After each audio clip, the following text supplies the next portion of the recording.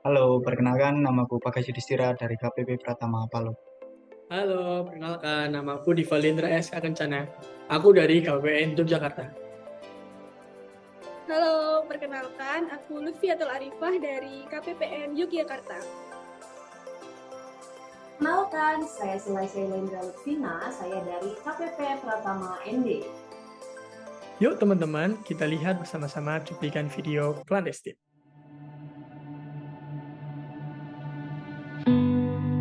Bukankah tiap langkah adalah pilihan? Tapi aku tetap tersesat. Percaya pada tuntunanku sendiri walau tahu arahnya tak tepat. Kian, tas baru lagi nih? Enggak, Res. Lu aja kali yang baru lihat ini sekarang. Nggak mungkin. Gue kan perhatiin lu terus. Kok lu makin lama makin hedon sih? Hedon apaan sih? Biasa aja kali, Res. Ini aku, Resti. Sudah terlalu lama dilema ini kuhadapi. Memikirkan saja berat. Melakukan apa lagi? Berkali-kali aku bertanya, apakah harus? Dan berkali-kali pula jawabannya adalah harus. Demi sahabatku, integritasnya, dan instansi ini. Hilang. Aku akan menghilang dari kedipnya dan berpijak di tempat yang tidak mengutukku lagi. Kawan, perlu waktu untuk buatku sadar. Kau penyembuh, bukan pembunuh. Tanpa tangan itu, mungkin jatuhku akan lebih dalam. Terima kasih.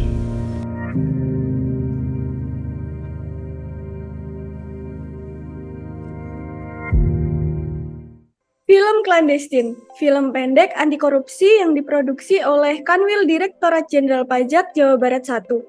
Film pendek ini dirilis pada tahun 2018 dan berhasil meraih juara 1 film pendek Hakordia 2018 DJP. Film Clandestine diperankan oleh Kinan, Resti, dan teman Resti sebagai pegawai. Film ini menceritakan tentang kisah dua orang sahabat karib yaitu Kinan dan Resti. Jalan cerita film ini diawali di dalam sebuah coffee shop. Sambil berbincang-bincang satu sama lain, Resti menyadari bahwa ada yang berbeda dalam penampilan Kinan, yaitu tas barunya. Tak hanya itu, Resti juga melihat barang belanjaan Kinan yang sangat banyak. Resti curiga karena akhir-akhir ini Kinan sering bergaya hidup mewah, padahal sebelumnya Kinan bercerita jika dia sudah tidak ada tabungan. Saat bekerja di kantor, Kinan mengeluarkan laptop barunya. Hal tersebut membuat Resti bertanya-tanya, dari mana Kinan bisa mendapatkan barang-barang itu? Rasa kecurigaan tersebut juga dirasakan oleh teman kantor Resti. Menurutnya, gaya hidup Kinan mulai berubah sejak seringnya visit wajib pajak. Dengan pikirannya yang bimbang, Resti akhirnya memutuskan untuk melaporkan Kinan ke whistleblower. Pada hari selanjutnya, Kinan kebingungan dan menelpon Resti untuk meminta bantuan. Dia dipanggil Pak Bambang untuk menemuinya di Kidsda. Akhirnya, Kinan menceritakan semua kepada Resti bahwa dia sering menerima uang dari wajib pajak. Di lain sisi, Resti juga mengakui bahwa dia yang telah melaporkan Kinan. Hal itu Resti lakukan untuk menyadarkan Kinan bahwa hal tersebut tidak patut dilakukan oleh abdi negara. Kinan akhirnya sadar dan berterima kasih kepada Resti.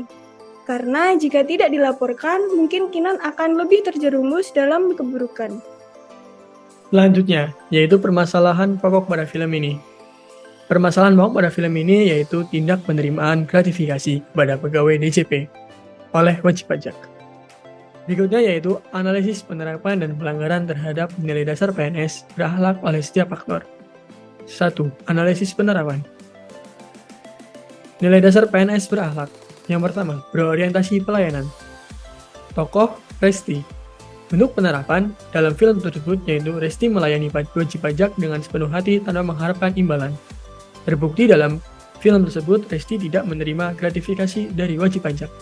Yang kedua, akuntabel. Tokohnya Resti. Untuk penerapannya, yaitu Resti berusaha menyelesaikan tanggung jawab tugasnya, yaitu menyelesaikan SP2DK. Yang ketiga, harmonis. Tokohnya Resti. Untuk penerapannya, Resti berusaha menolong Kinan yang terjerumus dalam kesalahan karena bersedia menerima gratifikasi dari wajib pajak. Yang keempat, loyal. Tokohnya Resti. Untuk penerapan, Resti melaporkan Kinan ke whistleblower sebagai bentuk menjaga nama baik ASN. Yang kelima, adaptif. Tokohnya Resti. Untuk penerapannya, Resti bersikap proaktif dan sigap dalam menyikapi perilaku Kinan yang menerima gratifikasi dengan melaporkannya ke whistleblower. Yang kedua, analisis pelanggaran. Nilai-nilai dasar PNS berakhlak. Yang pertama, berorientasi pelayanan. Tokohnya Kinan. Untuk pelanggarannya, Kinan menerima imbalan dari wajib pajak. Selanjutnya, yaitu dampak tidak diterapkannya nilai-nilai dasar PNS berdasarkan konteks pada kasus. Nilai-nilai dasar PNS berorientasi pelayanan. Dampak dari tidak diterapkan nilai dasar PNS berakhlak sesuai kasus. Berorientasi pelayanan. Dampaknya akan menyebabkan pelayanan kepada masyarakat menjadi tidak maksimal dan mengharapkan imbalan. Seperti yang dilakukan oleh Kinan. Yang kedua, akuntabel. Bisa mengakibatkan pekerjaan menjadi tidak maksimal. Yang ketiga, harmonis. Akan terjadi hubungan yang kaku antar pegawai dan bisa menimbulkan rasa iri. Yang keempat, loyal. Menghilangkan kepercayaan publik karena instansi sudah dinilai buruk oleh masyarakat. Yang kelima, adaptif. Menjerumuskan lebih banyak orang untuk melakukan hal-hal negatif. Yang keempat, gagasan alternatif pemecahan masalah. Pokok permasalahan, menerima imbalan dari wajib pajak. Alternatif pemecahan masalah yang dapat diberikan. Yang pertama, melakukan pembinaan anti gratifikasi kepada para pegawai. Yang kedua, saling mengingatkan antar teman sekantor agar tidak saling terjerumus dalam hal-hal negatif. Ketiga, memperkuat penegakan hukum di instansi. Keempat, menghindari pertemuan dengan wajib pajak seorang diri. Konsekuensi penerapan dari setiap alternatif gagasan pemecahan masalah berdasarkan kasus.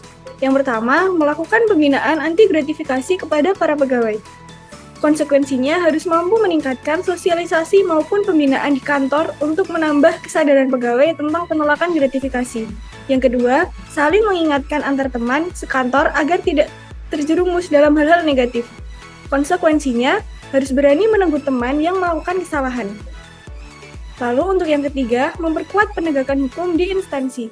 Konsekuensinya harus membuat peraturan serta memberikan hukuman kepada para pegawai tanpa memandang jabatan. Yang terakhir, menghindari pertemuan dengan wajib pajak seorang diri. Konsekuensinya harus mengajak minimal satu orang saat bertemu wajib pajak untuk menghindari keinginan menerima imbalan dari wajib pajak.